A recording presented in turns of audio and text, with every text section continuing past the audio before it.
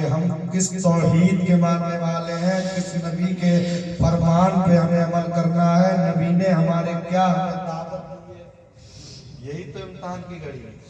اگر کسی نے آ کر کے مٹی دروازے پر اٹھائی اور اٹھانے کے بعد صاحب مکان کے ہاتھ میں دے دی مولانا سلمان صاحب، اور وہ بن گئی کسی ترتیب سے تعبیذ ہی چل جائے زمانے میں، تو لوگ سمجھتے یہ سب سے بڑا پیر ہے زمانے کا، اب بیڑا پار ہو جائے گا، اب مشکل حل ہو جائے گا۔ یہ ایمان ہو چکا ہے۔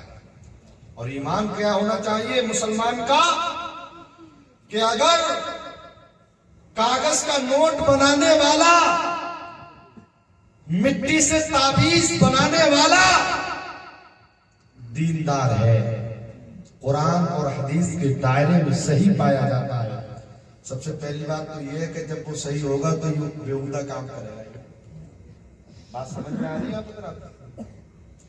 اگر وہ ایسا کرتا ہے اور اس کے بعد بھی چلو کوئی کر دیتا ہے، بہت سے ایسے معاملات ہو جاتے ہیں، اللہ والے بھی امتحانات قوم کو دکھانے کے لیے کرامتوں کا ظہور کرتے، ظاہر کرتے ہیں کرامتوں کو، تو اگر ایسا وہ کرتا ہے دائرے شریعت میں قرآن و حدیث کے بالکل دونوں کے دائرے میں صحیح ہے، تو بلائے کہ سب احترام ہے، جی تعظیم کے لائق ہے۔ اور وہ نمازوں کی فکر نہیں کرتا، خلاف شرع کام کرتا ہے تو ہوگا کوئی، لیکن ہمارا نہیں کر سکتا اور نہ ہماری مدد کر سکتا۔ سب سے پہلی بات تو یہ ہے اتنی موٹی بدھی ہو گئی ہے ان لوگوں کی، آج کے زمانے میں کچھ لوگوں کی اتنی موٹی بدھی ہو گئی ہے، اب اس نے کاغذ کا نوٹ بنا دیا یا مٹی سے تعویذ بنا دیا تو تم اس کو اس پہ بھروسہ لے آئے اور وہ سب کچھ چھوڑ کے تمہارے پیسے میں آیا۔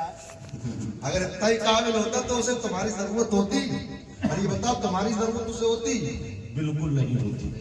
بلکہ اللہ تبارک و تعالیٰ کی محبت جب آدمی کے دل میں اتر جاتی ہے تو دنیا اس سے فیض اٹھاتی ہے، وہ لوگوں کو راہ راست پر لاتا ہے، نمازی بناتا ہے، دیندار بناتا ہے، مصطفیٰ کا غلام بناتا ہے، جہنمیوں کو جنتی بناتا ہے، بے ایمانوں کو ایمان والا بناتا ہے، مصطفیٰ کا سچا غلام بناتا ہے، اور اسے دنیا والوں کی ضرورت ہوتی ہے، اس کی زبان پر ہر وقت مصطفیٰ مصطفیٰ ہوتا ہے، خدا خدا ہوتا ہے، اور جب اس کی زبان پر مصطفیٰ مصطفیٰ خدا خدا ہوتا ہے تو دنیا کائنات میں تمام مخلوق کی زبان پر اس کا نام ہوتا ہے۔